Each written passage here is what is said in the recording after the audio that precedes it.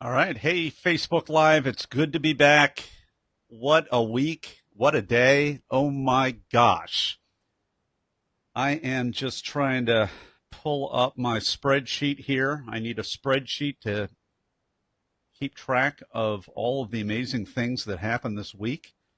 I am so happy and thankful for you joining me. And actually, I've got a little bit of editing to do here. Here we go. Come on.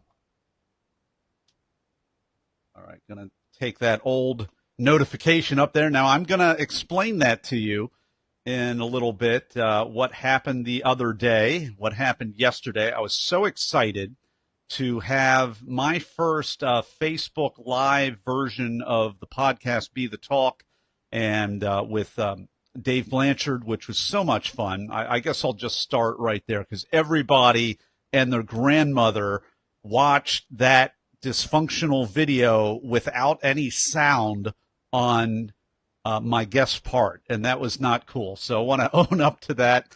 I'm not going to be super apologetic. I regret that, but I wanted to acknowledge it, and because I'm different. Okay, I'm flexible, and I'm learning from these things instead of completely spazzing out. There's nothing to be gained from that, and for those of you who are out there, and thank you, Dennis, and thank you, Stephen, and I actually tagged you both on this because I was able to piece together the video of my interview with Dave Blanchard, the CEO of the Augmandino company, yesterday with my backup audio. Okay, see, I've got a backup. I've got a whole rig here and I've got backup audio. So I went back and I opened up my ScreenFlow and I synced everything right there. And I synced it up and it was awesome because it worked. And it's not like a slight delay. It's pretty much right there. And then I posted that repaired video right there on that wall of the dysfunctional audio video. And I uploaded it to YouTube, put a link right there in the comments, and you can now have the added benefit of being able to watch the YouTube video double speed if you want, not single speed. It's not going to take 30 minutes out of your day to watch Nathan's video. It's going to take 15 minutes because you can watch it double speed. Okay, that's yes, it is amazing. There are all kinds of neat gadgets. I mean, I really haven't done many Facebook Lives for the last year or so. And now you've got these auto overlays. Thank you, Andrea. I appreciate that. Yeah, I do appreciate that. And you've got all of these amazing things that this technology can do. However, one thing that it doesn't do yet, when you combine it with Zoom, is have it so that you can hear your guests' audio. So I would recommend, if you've been trying to think up something fancy like Nathan with this new podcast, 7 day a week, interviewing other TEDx and other branded speaker alumni. Don't do that, okay? Don't bring them in on Zoom before you test and make sure that people can hear the guest, okay? If Dave Blanchard was not like the nicest guy in the world, I might not be smiling as much right now, but he is. And so I'm looking forward to some future interviews with him. I probably shouldn't say that plural. I should probably just say it singular. I don't want to presume on his time. But man, it was a great, amazing interview. So if you haven't watched that, actually, I think I took the whole video down because it was just, it was looked like a couple hundred people saw that, and there's this whole trail about, hey, the audio isn't working and everything else, which really looks awful. And I was so busy yesterday. Why did I not lose it? Is it because I went to Guatemala and I learned how to be flexible? Yeah, to a significant degree. But the other part was I had another 10 interviews to do yesterday. Okay. I had 10 freaking interviews to do. I had 11 and one person rescheduled, had a little emergency, which is actually pretty normal even when I have 5 or 6 interviews lined up for a day. So I had a schedule. Okay. I'm looking at the clock here. I had a schedule and I did not have any time to get my panties into a bunch about the audio not working, and even other people, who were innocently trying to let me know and get my attention that the audio wasn't working. So, so hey, what does this mean for you? Hopefully hopefully your life is so busy that you can't go back in reverse, that you just take things as it comes and you do a Facebook Live the next day just to acknowledge what's going on and try to kind of sweep it under the rug. I'm actually not sweeping it under the rug. I'm just trying to put it all in perspective and let you know, hey, I'm getting my act together, folks. All right. I'm going to have a wingman or a wing person or a wing lady some point who can actually kind of filter and shield and help me do some of these prep things and some of these damage control things. I don't have it right now, but man, the rate that we are going, that is going to happen very, very soon. I'm very excited about what's happening. So, what I realized yesterday is that I really should not be showing you my screen because I've got spreadsheets of 110 Be the Talk interviewees, and I'm, it's going to take me another 2 or 3 weeks to get to all of them. I'm adding to those numbers every day. Actually, it's about 116 guests at this point. And if I were to innocently share my screen just so that you could see their names and all that, that would be great, except you would be able to see a lot more than their names. And so I'm not sharing my screen. So I'm also not wearing my glasses. So I've got a choice to make. Everybody, yeah. Sorry, I'm a little too jolly today. Hey, I got some gadgets. All right, I've been so good at staying to the schedule. I'm gonna just take a bunny trail. Look at this. I got a ring light for my cell phone yesterday, and it doubles as a great ring light if you are doing internet videos or whatever. But this is my ring light, and I attach this puppy to my laptop, or it goes right on the phone like that, so that this part you can actually I can't even see my eye because I'm blinding myself, but here we go. This part actually goes where the camera is, and then the rest of it illuminates your face, which is just a great way to do it. So I'm gonna turn my ring light on so that I look even more amazing on these videos. So, it really makes a difference, folks. I got this for $10 at like Walmart.com, and they shipped it over from the other part, the other side of the world. Just amazing. I got this new camera. This is not my native MacBook Pro camera. It is a new and improved Logitech, I think $100 930 camera, which is just outstanding. It basically widens the field of view, gives me 180-degree focus right there, and it brightens the screen a lot. And then you get a little bit of the branding, and you get a little bit more perspective. And I'm already lighter, and now I've got the super ring light. So it's just really, really, really cool. And I'm having, Walmart.com, and what can I say? So that is what has gone on in the world of technical snafus and things blowing up in your face that you did not. And I've got to say this as well. As that whole thing was playing out yesterday, I took it down off my Facebook wall, but it didn't get taken down. Okay, I clicked, do you want to remove this from your wall? Yeah, I think it's the best thing to remove it. I come back hours later after I do another 10 interviews, and it's still up on my wall with, additional comments and all this stuff. And I'm just thinking, I'm like, which way am I going to go? Am I going to learn anything from all these amazing TEDx and branded speakers that I interview? Or am I just going to just be all, and do that? And I'm like, I just had too much of an amazing day yesterday. I got to interview Dave Blanchard, got to interview the CEO of the Augmandino Company. I ended the day with my new friend, and Lefford Fate, you get the kudos, sir, because you had urged me to reach out to my new friend who is the organizer for arguably the largest TEDx event in the world in Portland, Oregon, Kathy Armias, and I talked with her yesterday. We did a double interview, me interviewing Kathy Armias as not an organizer only, but also as a speaker. Like she has organized, TEDx Portland in Oregon, on the West Coast of the United States, and she has organized Mende women in TEDx Mende women in Nigeria. Now, and that was my last question for her in the interview. It's like, how in the heck? Okay, tell me how you build a team. How do you do that? How do you organize TEDx events on both sides of the world? Okay, is there another one coming in Antarctica that we don't yet know about? Okay, she didn't mention anything like that. She didn't.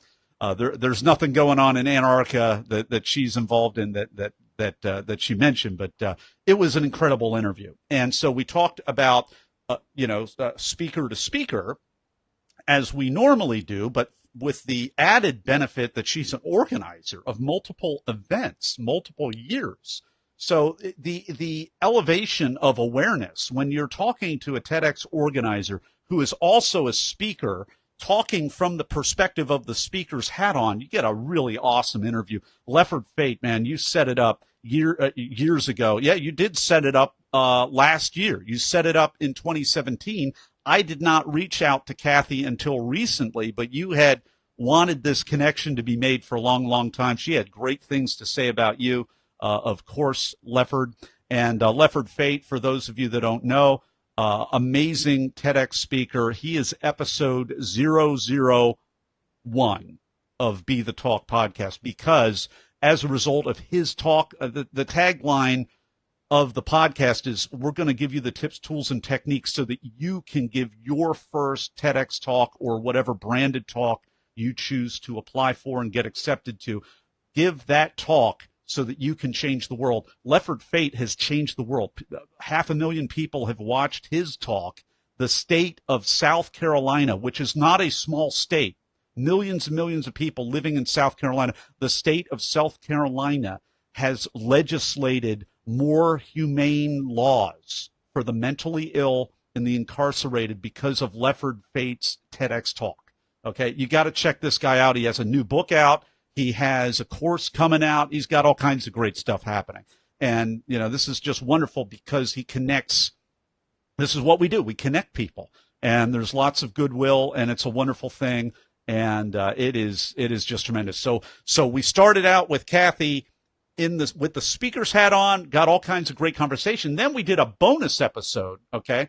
And that is with her organizer hat on. Oh my word! And why are you doing this, Nathan? It's about being a speaker, not an organizer. Well, if you want to deliver your talk, whatever stage it's on, okay, and there's more than TED out there. I mean, TED has celebrated. I think it's 1 billion views, I think, on YouTube, or maybe 1 trillion views. I don't know, but they're the big daddy in the room because they've really democratized it. I mean, it's just tremendous. But there's Idea City. There are Q Ideas with Gabe Lyons setting that up.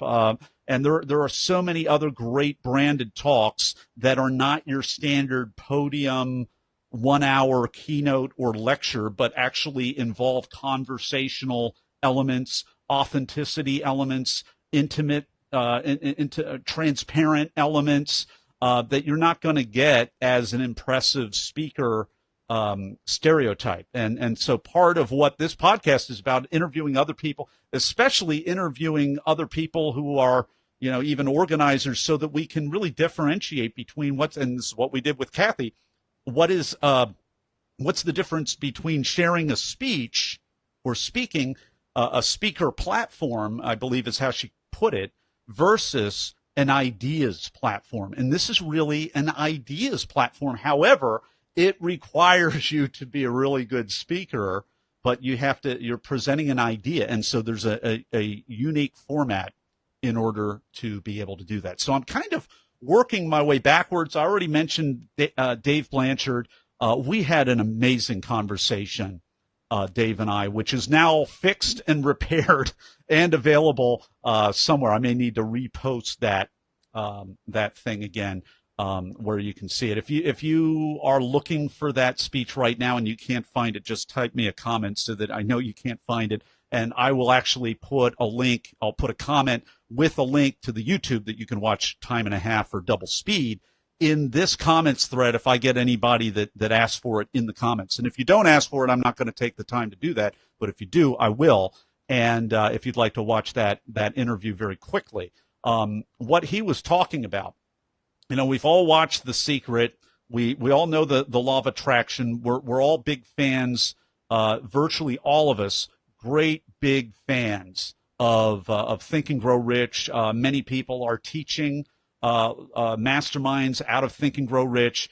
And I love my interview with Dave because Dave is so wonderful. He's not, he doesn't throw the baby out with the bathwater. What he does is he locks on to the biggest problem areas with real research and real data.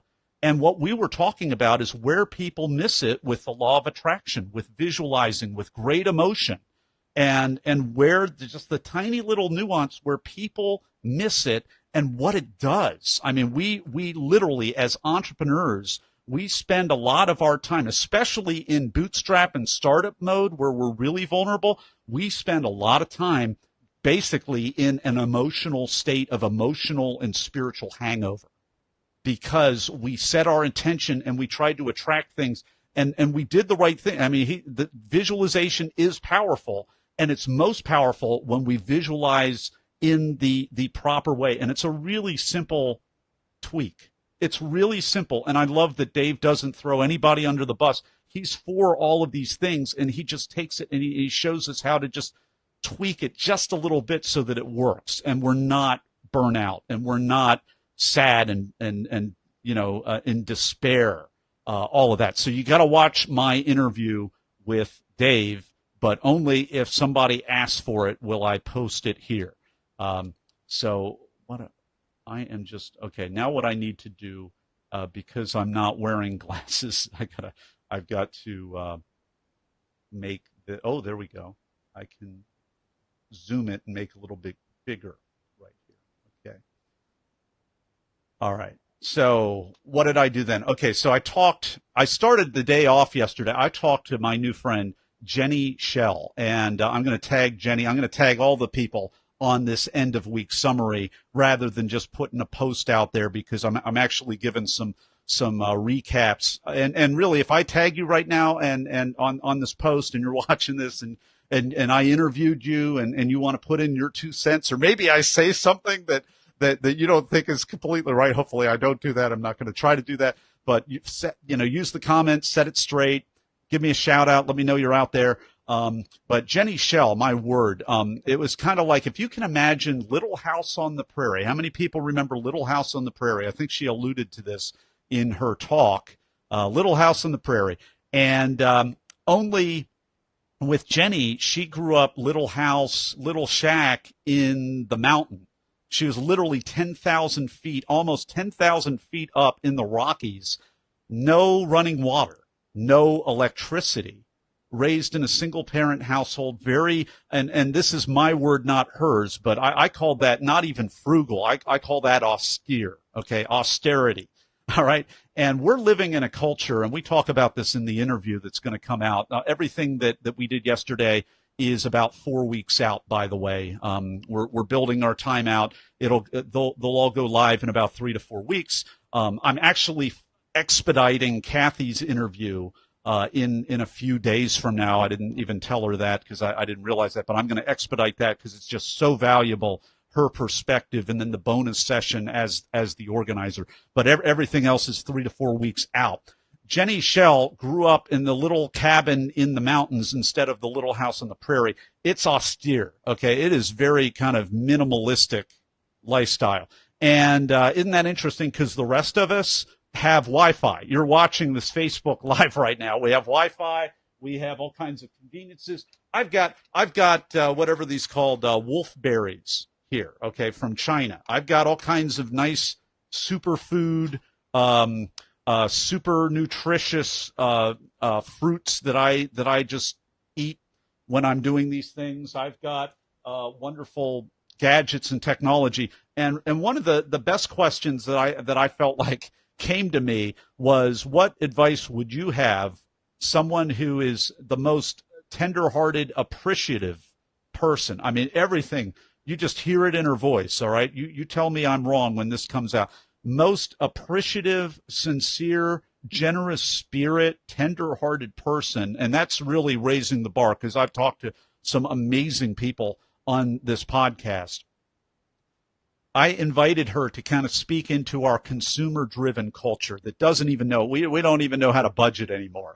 Right? So we're not paying our bills on time anymore. It's like, what would you say to a culture like ours where we can't even relate to the way that you grew up and the disciplines and the gratitude that you learned through your hardships, and not everything is, I try not to sensationalize or glorify everything, but I think by and large, there is a real self-reliance, a tenderheartedness, a desire to help other people that Jenny Shell has that I heard her demonstrate, and it was just off the chart. It was amazing. So you gotta subscribe. You gotta find out. Get some favorite episodes going. If you have actually listened to Be the Talk, we've had.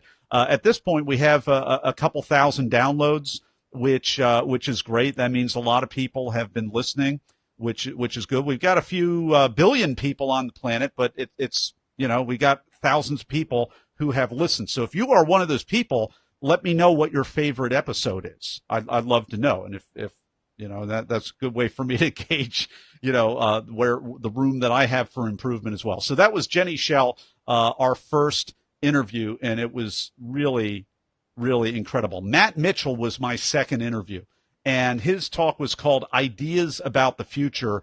He's a futurist, okay? Now, anybody here of the Strength Finder, okay? If you were in the room with me in Guatemala, you know about the Strength Finder, because I kind of channeled Jerry Seinfeld a little bit after a very stressful, wonderful, heroic day for all of us, and I was talking about the Strength Finder, and I told you which one was at the bottom of the list, and that was flexibility, and that was what I learned in Guatemala. That's what really, those of you that were the most flexible on your Strength Finder, I think you got a little bit more flexible after Guatemala and Paraguay, and those of you that were able. I missed the last one in Costa Rica. I did not go to Costa Rica. I'd love to hear your experience, those of you that went to Costa Rica. But I'll tell you what, one of my top ones is futuristic on the Strength Finder. So when I'm talking to a futurist, bad things can happen. Not the interview. Matt did a great job. It was a great interview, but I'm part of my role is not just to be charming as I can be and on my best behavior and have a good time and give them a good time and make them feel, really like the center of Talk Universe, which they literally are the center of Talk Universe when I'm talking to them, because that's what I call all of our listeners is Talk Universe. That's what we do on the show. So the danger is I'm not having one part of my eye on the clock anymore when I'm really engaged, and I almost ran out of time, and we didn't even get to the blitz round where we answer the quick binary rapid fire questions, either or, about the talk that is arguably the most valuable part of some of these interviews. So I almost ran out of time with Matt, but I didn't, and I got a hold of myself. It was just off the chart with Matt. My next person was Bill Murdoch, and Bill is a person who's written multiple books. We didn't even really talk about that. His talk was called Find Your Own Calcutta, Living a Life of Service. And this is a man that has benefited and blessed thousands of people in his region of beautiful Asheville, North Carolina. This guy had anecdote after anecdote, story after story about his foundation that he's a part of. Actually, is founded by, I think, co-founded by some of his partners there. And it's just amazing. Hundreds of thousands of people benefited from this nonprofit. And his speech was called Find Your Own Calcutta. He actually had the privilege of corresponding with Mother Teresa in the last days of her life. Okay, she passed away, I believe, about 10, 15 years ago, maybe 20 years ago. I should be a little bit more up on that. He actually wrote letters. Imagine having Mother Teresa as your pen pal. So I get to interview this guy. What is it like to be, pen pals with Mother Teresa? I didn't ask the question exactly like that, but oh my gosh, what a great interview. After that, I talked with Kelsey Scharnhorst, and she is a postgraduate doctoral student. and she is programming robot brains. She's basically doing artificial intelligence and replicating in a good way, okay? And it was a very positive, technologically positive, okay? And there's a lot of critics, especially after this week, after watching our government elected leaders attempt to ask intelligent questions. I mean, I felt pretty good about myself as an interviewer after that whole Facebook Congress debacle. I mean, how you don't know whether to laugh or cry after that. So I was talking with Kelsey about how do you program a robot brain, and really what was far more interesting than that, as wonderful as that is that Kelsey is the first college graduate in her family, and I mean the otherwise near limitations of just her background and her ability to rise above as a female in a STEM field. Okay, before we were all rah, let's get all the women into science and math and technology, and that's all good. But my point is 15, 20 years ago when Kelsey was in school, we didn't have this big push, and yet she's crushing it in STEM fields anyway, and she doesn't have college graduate role models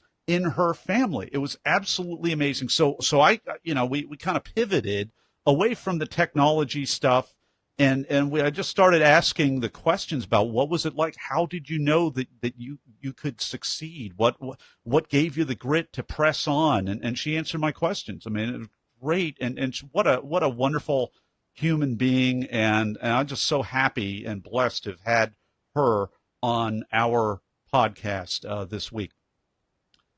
After that, okay, if that wasn't enough, guess who I talked to? We went from programming robot brains and replicating human intelligence.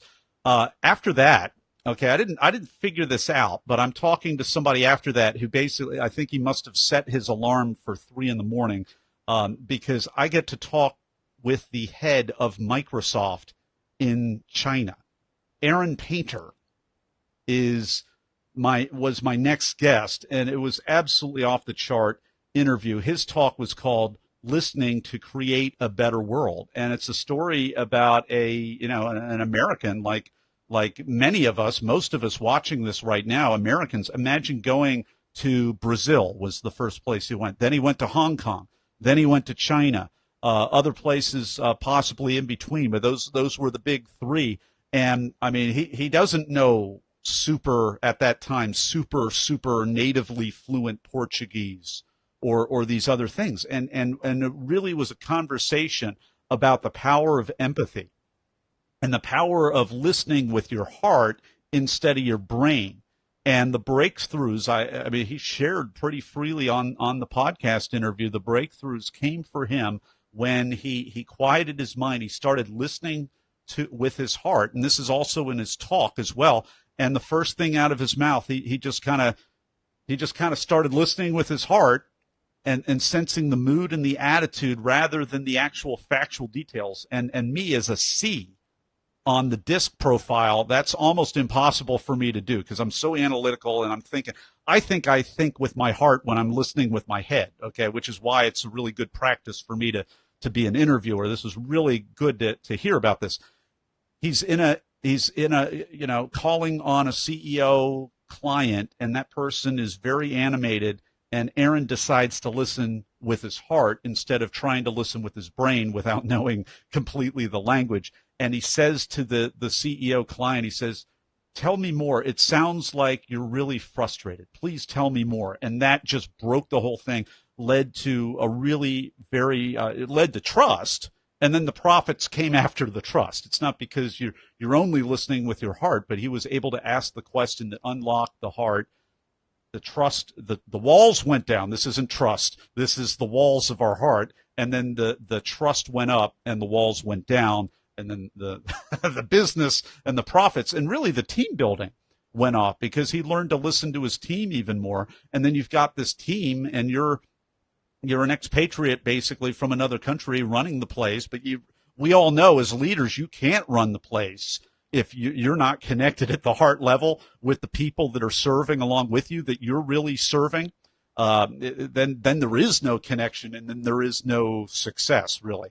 There is no team if we're not caring for them with the heart. Yeah, Andrea, yeah, thank you for all the comments. You know this to be true. Andrea, award-winning hotelier on live and posting and tweeting and stuff. You know that to be the case. And yes, I saw your recent award. I know you're living this out day in, day out. So it's all good. So yeah, what a amazing thing to be talking, not just talking to the head of Microsoft in China, but that person gets up at 4 a.m. and I don't even clue in until midway through the interview. Well, maybe because I'm doing 11 interviews that day, but I try to prepare and be super on top of it. I owe it to people. After that, okay, and this is a long Facebook Live is because I'm about halfway through my list, people. Okay, this is incredible. This is an absolutely incredible week. After that, I talked with Karen Fathom, who is an amazing educator. All right, and her talk that she gave was called "An Invitation for Change." Now, again, I should have been a little bit better prepared for this interview. I watched the talk multiple times. I read the bio. I had my bio, all of that. What I didn't realize about Karen is that she teaches in one of the second largest school district in all of Canada. Okay. And yeah, we have this, Americans, we have this view of Canada. There's a zero crime rate and they have free health care. And everything's Skittles and lolly drops and lollipops and rainbows and everything's perfect in Canada. Well, Karen teaches in the second largest school district in the entire nation of Canada, or the Kingdom of Canada, the Ministry of Canada, the country of Canada. All right, you Canadians, please correct me politely.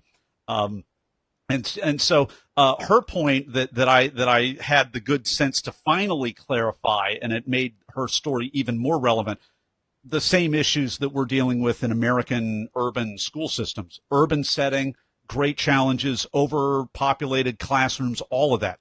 Karen's talk was about how she didn't have the bandwidth to increase her capacity to care any more than she already was, to focus on her existing students. She finds an opportunity where there is a child in crisis who had just been basically kind of abandoned, moved, adopted, or guardianed by his grandparents on the other side of the country. Karen finds out about this in the hallway. Instead of being like the Good Samaritan, or being like the other people in the Good Samaritan parable that kind of cross the street and walk the other way and put their fingers in their ear, Karen was really like the Good Samaritan. She was already had way overloaded teacher workload and dealing with already great, huge, needy students. She took on another case, okay, and she advocated for this child was through a digital portfolio as opposed to the old school report card. And a lot of our conversation was whether, and I'm kind of ignorant on this, so those of you listening who are school teachers, especially American public school system teachers, I really wanted to know, if she had greater leeway or a lot less leeway than we have here with the, all the different lobbying and all the different regulations and all of that we have here in the United States. But she was able to advocate with other people who also advocated for this child who was in crisis, that had some unique needs, and a report card was just basically going to not be the way to go. They started a digital portfolio in order to demonstrate the power of the of his learning and to demonstrate and fulfill all the requirements and whatnot. So I wanted to make sure how much that would be a replicable model to at least start attaining to, or to hope to attain to, and make it relevant. And then when I finally asked the question midway through, hey, are you Anne of Green Gables teacher up in beautiful country Canada with 14 students, or something like that? No, I'm in the second largest school district in Canada. Well, that was a good question for me to ask, because we established quite much more of a relevancy of that. And it's part of my job as an interviewer is to really help take all of the yeah buts out of the mind of the listener, in Talk Universe so that we can really start taking steps to advocate for a better world, for sure. All right. Well, I'm about halfway through. I may need to do 2 of these Facebook Lives. This is wearing me out, just getting through half of my interviews. I love it. But then I talked to Jeff Christensen. This is great because it's another technical interview. Jeff Christensen is like a broadband CEO. He goes in and he helps cities and municipalities basically take ownership back of their broadband infrastructure. His talk was called An Invitation for Change. And he actually gave another one as well. Or no, that was Karen's talk, An Invitation for Change. Jeff's talk is called Modern Networks, Innovation and Cities, and there was another one about disruption in there that I mentioned as well. And so Jeff basically goes and he shows municipalities and cities how to take control back of their infrastructure, dramatically lower the cost to the people in those townships. Imagine having super high-speed internet, going from 30 megabits a second to like 100, and instead of paying $50 a month, paying $20 a month. I mean, those were the kinds of stories that Jeff's talk is about, and that's the kind of stuff that we talked about in our interview. So if you want to save money on your internet, or if you happen to hate the largest building in town here in Philadelphia, which is probably one of your cable broadband providers, that is kind of notorious for not being all that well liked. I will not mention the name because I wouldn't object to maybe this is a good way for them to sponsor Be the Talk in a generous way. I'm just kidding. Probably never going to take any sponsors, but that's my little attempt at humor here. But anyway, if you don't like your current internet service provider, you're going to love Jeff's talk.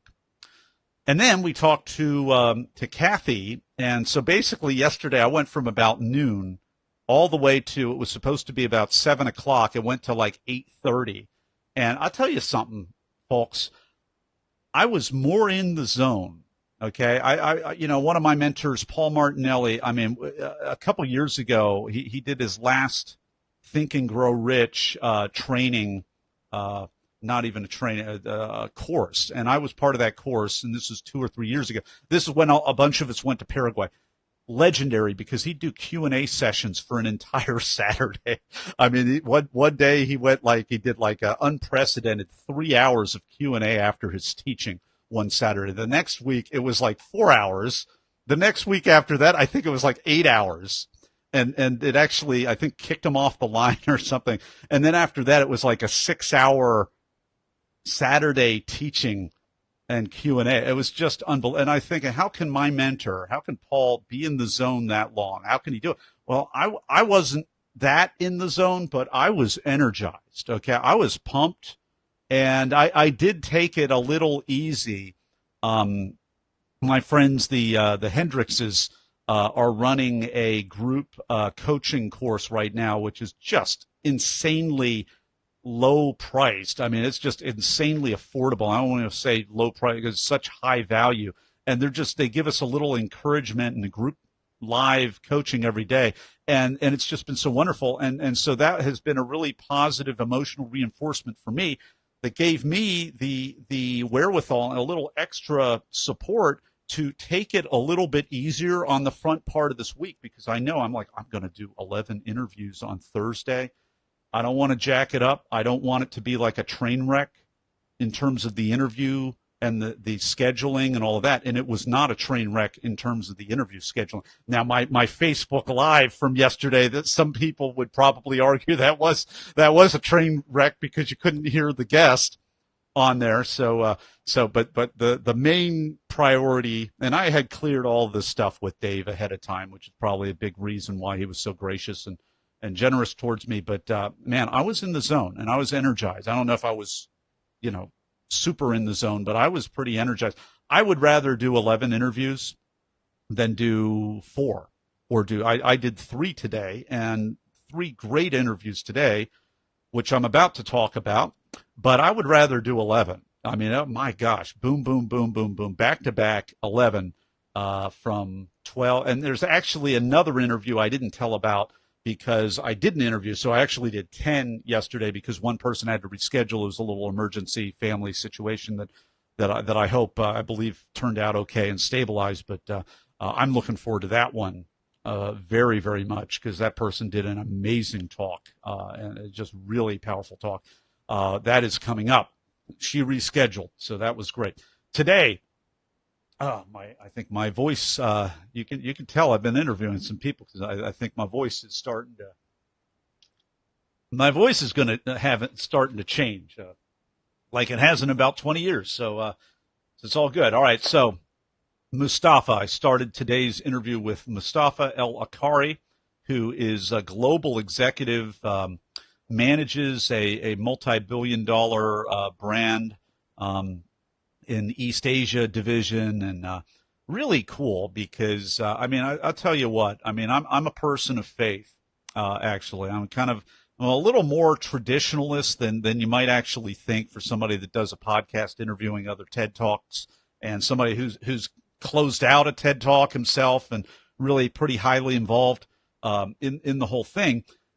And so that may be a little surprising for people. I loved Mustafa's talk because I'm just breathing a sigh of relief because we get so much bad press, okay, as people of faith for being, just mean sometimes, okay. And if you're a person of faith, you think I'm being a little too mean to other people of faith. I'm not trying to do that because I love the other people of faith, and we also have to love everybody. And yeah, there's a way to voice disagreement and other opinions and to stand fast and firm without being just mean as default number one or number two. Okay.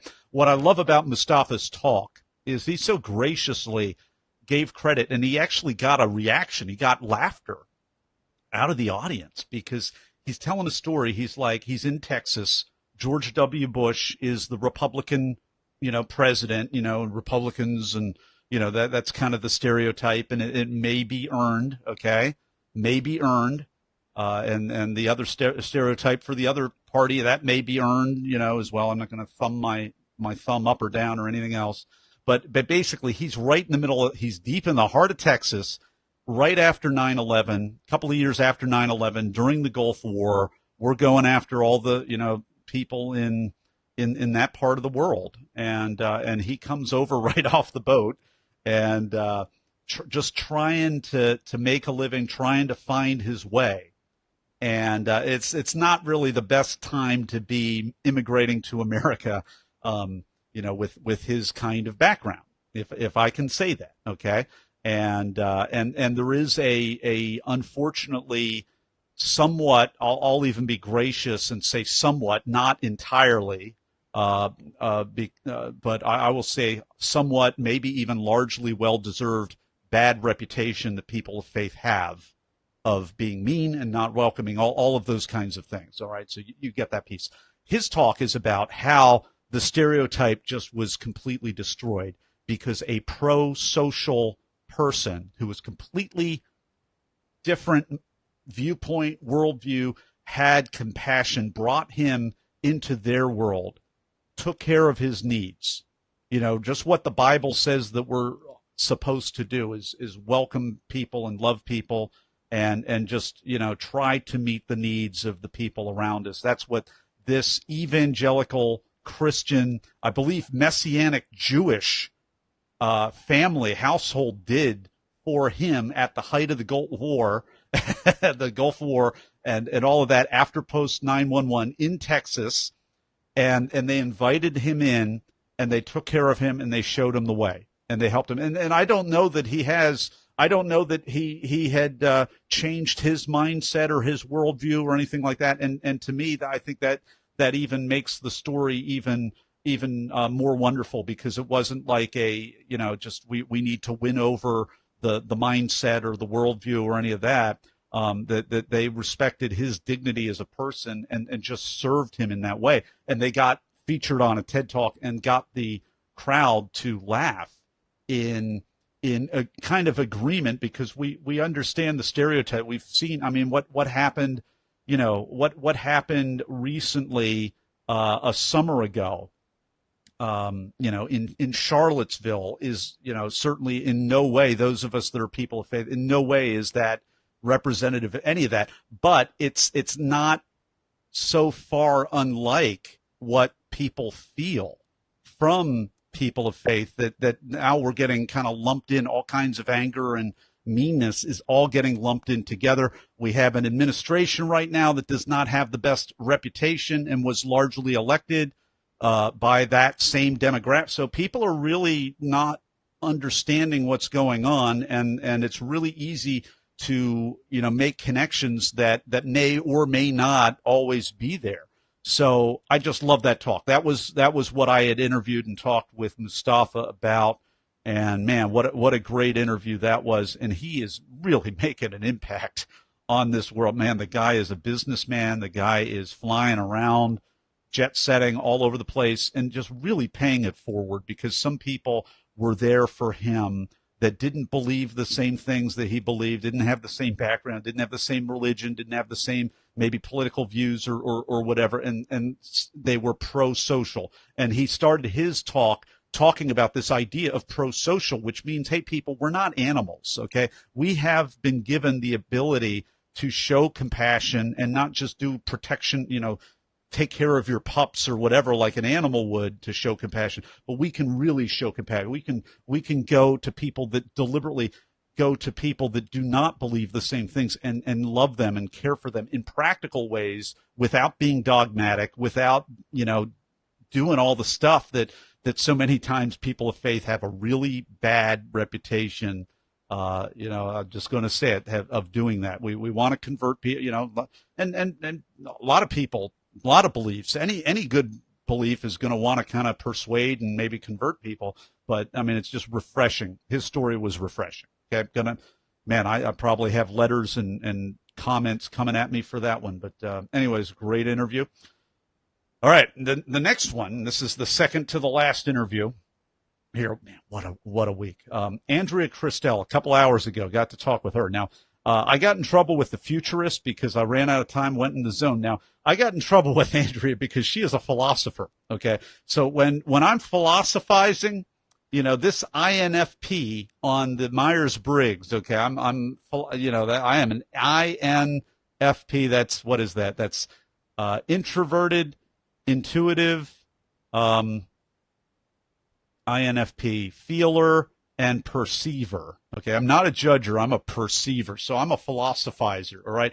I'm talking to a PhD in philosophy, academic to former academic. I used to adjunct teach a private school right up the street with a pretty good basketball team. So I almost ran out of time before we even had the recorder going. Okay, so I'm talking to Andrea about her talk, which is called Doing Philosophy in Nature. It was a really different talk because, and what I realized during the interview is, usually when you have a talk on philosophy, you have to reference Nietzsche. You have to reference, Socrates or, and any of these great deep thinkers. And so it really starts with really, all of these, name dropping and quotes and all of this stuff. That's not what Andrea did. Andrea's whole thing is basically choose your own adventure, choose your own values. Don't be set in your ways. Think about what you're thinking about. Be flexible, find out what serves you, find out what the real truth is, and, and rank that and prioritize those things in your life. And so we're talking about that, and I kind of called it a choose your own adventure thing. She seemed to like that. Hopefully that wasn't insulting or whatever. She actually seemed to like that. And so that was a great talk, but it was a talk that almost wasn't, because I almost ran out of time before I even hit the button. Last, not least, Aaron Hardin gave a great talk about the superpower of artificial intelligence. And this is really neat because he works in a company. I believe he built this company. I believe it's his company. And basically his talk was about the Genome Project and the fact that we don't have to treat people any longer with a broad brush. We don't need to it's kind of like up until recently, we were just able to kind of mass prescribe and just kind of look at the general instead of the unique. And because of some of his solutions, we're able to, take control of, get a genetic test and then interface and then be able to have a little bit more individualized, customized personal medical care, treatment, pharmaceutical intervention, whatever, that is much more customized, actually completely customized to us. And what that will do is avoid a lot of the misdiagnoses, maybe the malpractice, whatever, from these side effects that you can't predict. Now we can start predicting it better. That's my understanding. That's my, disclaimer. That's my understanding of what we were talking about. And I tried to, I get super nervous. I'm sweating bullets whenever I'm interviewing someone that gave a highly scientific talk like that, because I'm trying to make it as engaging an interview as I can, but I'm sweating bullets because I don't want to misrepresent or paint them into a corner or put them as the bad cop or force them to say something to kind of, backtrack or be negative or, whatever. I don't want to look like the hero and have them have to back out of whatever I'm rosy painting I'm making on things. And, I'll say this, there's a little bird. It's finally about 75 degrees out today. I spent my day indoor, but there's this little bird that keeps coming on my window and whacking himself. And I just been watching this little birdie all day long doing that. Super entertaining. So Aaron Harden was my final guest, the superpower of artificial intelligence. And I'll tell you what, you guys, I got a sore throat at this point. So I don't know how long I have been rattling on and on and on here, but my throat is sore. I am done with the recap of what we accomplished this week. What a great day. I have 121 likes. This is, my gosh, I have never gotten 121. This is the ego kicking in right here, and 68 hearts. Oh my gosh. Well, hey guys, if you love me, if you like me, if you really, really do, and if you like TED Talks, other branded talks, listen to Be the Talk at BeTheTalk.com. Find a favorite episode, not the most recent episode. Now, this is something I did this week. I was so over my head producing a 7-day-a-week podcast. This is 7 day. Why did you interview 11 people yesterday and 3 people today, Nathan? Well, you know why? Because I got 7-day-a-week podcasts, and I gotta build my queue back out to 80 extra people recorded like I did on day one. Okay, that has shrunk a little bit. All right, I gotta broaden it back out, and so what you can do, you can listen to an episode. Now, what I did is I just was number and name. Now, that doesn't go so far. And I started realizing that after about 10 episodes that I really need to kind of copyright and make kind of put some marketing into the titles. But I was just so overwhelmed. I didn't want, and then it turned into 20 episodes. And now I got to do 20 episodes and go back and think about their titles. And then it turned in, I delayed it some more. Then it was 30 and 40. Oh, shoot. Oh, I got to do that. Now we're up to like 70 episodes, 75 episodes. Now all that to say this, I finally did it this week. Updated all the episodes with more interesting titles. Okay, more to come. I'm gonna start doing even better stuff. I'm gonna start building out the show notes a little bit. All right, it's gonna be great. It's gonna be wonderful. Anyway, go to the podcast, listen, subscribe, find your favorite talk, and go and comment on the blog and let these speakers know, let these interviewees know you love their TEDx talk. Everybody I've interviewed at this point has been a TEDx speaker. I really want that to change very, very soon. I've reached out to Idea City. I've reached out to Q Ideas. Hey, those of you, John Maxwell, who mentored many of us, mentored Gabe Lyons, who started basically a faith-based version of TED Talks, which is called Q Ideas. I met Gabe Lyons about 2 years ago at my current church when I was starting to explore things over there. I met Gabe Lyons. So if you know Gabe Lyons as well, just put out a good word, because I'm going to go after Gabe after I get 100 episodes, which is really right around the corner, and hopefully have one or two of his speakers on. I'd love to bring Gabe on the talk. I just want to make sure I've got the titles formatted well and my show notes, and having it really look a little bit better before I go after, or as I go after, some of these really noteworthy people, not even TEDx speakers, but bona fide TED speakers. There's so many Wharton professors here in Philly, right up the street, that I've already met. I met Adam Grant. I met him. My friend Tom Nagel here in Wilmington, Delaware, did this great event that was really sponsored by CSC called Next Thing Now. Adam Grant, Daniel Pink, all right, all these amazing people, the Kelly brothers from IDEO, these amazing speakers. I met them. I'm as I improve things, I'm going to go after an even higher echelon in terms of noteworthy and notoriety, and go after these people and bring them on the talk. So anyway, let's see. I did say something. I didn't say something. Well, maybe I did, about Q&A. So Andrea, you get the award for being the only people out of the almost 200 people that have liked or loved this.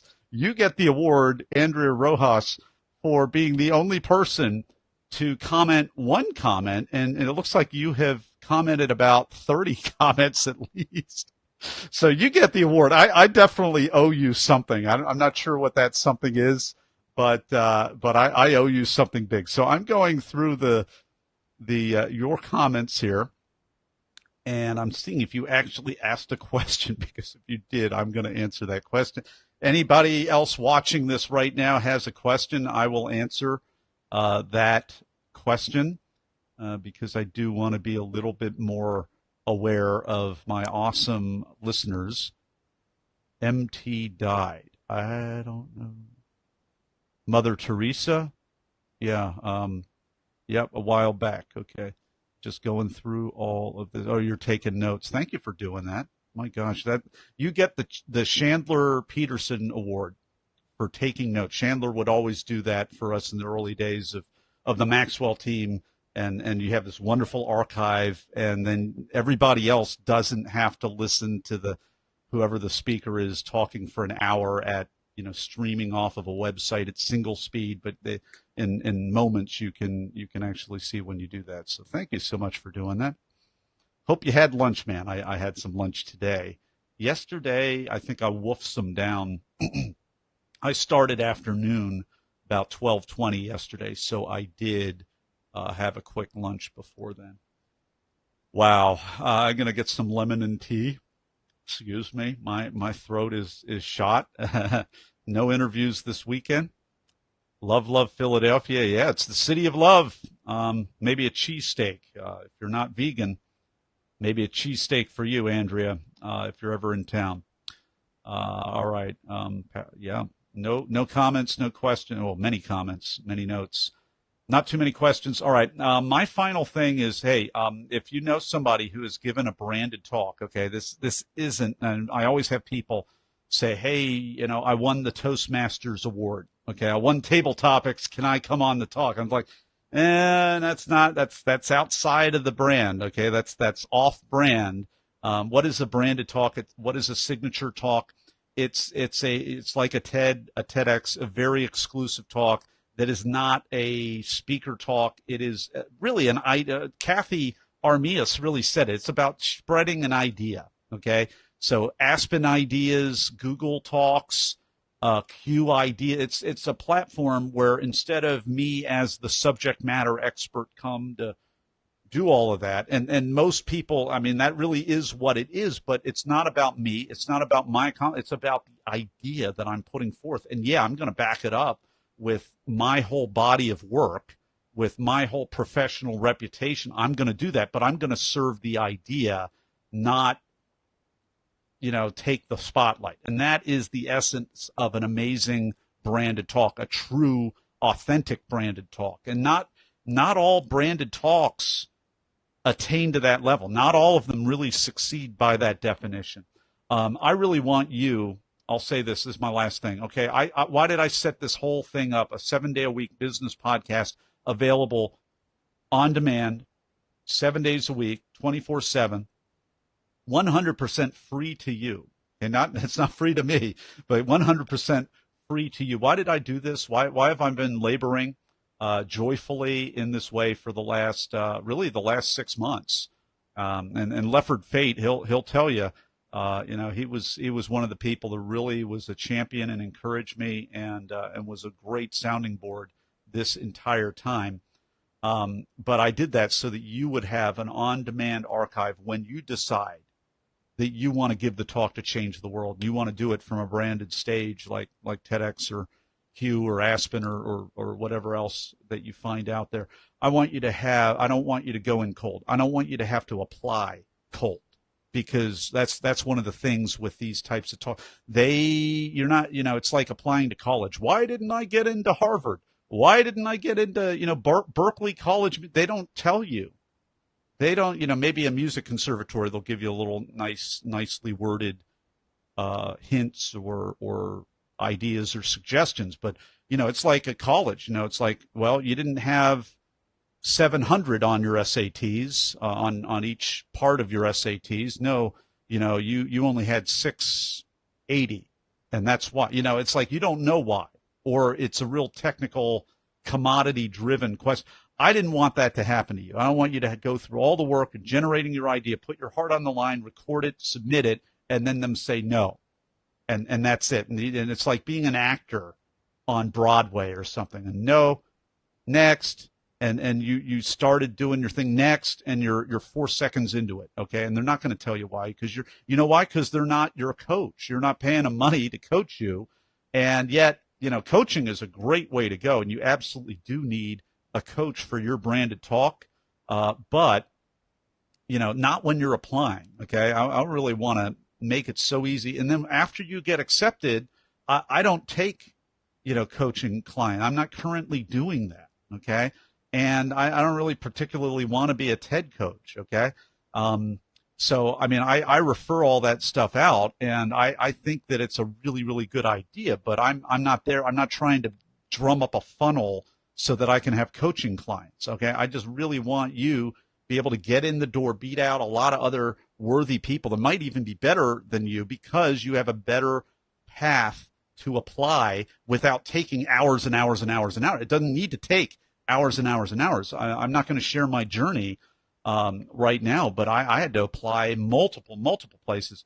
And maybe because I applied to so many places, it took a couple of hours, took a few hours, but it didn't take hours and hours and hours. And I was in charge, because I knew how to apply in such a way that I was in the driver's seat. I was auditioning them and checking them out as much as I was, asking to be given an opportunity. And I was given an opportunity. And then I was given an even more daunting, amazing, awe-inspiring opportunity, not just to be on stage with mega best-selling authors and cabinet members and fashion designers and just amazing people. But I closed the whole thing out. I'm not going to be modest. I closed the whole thing out.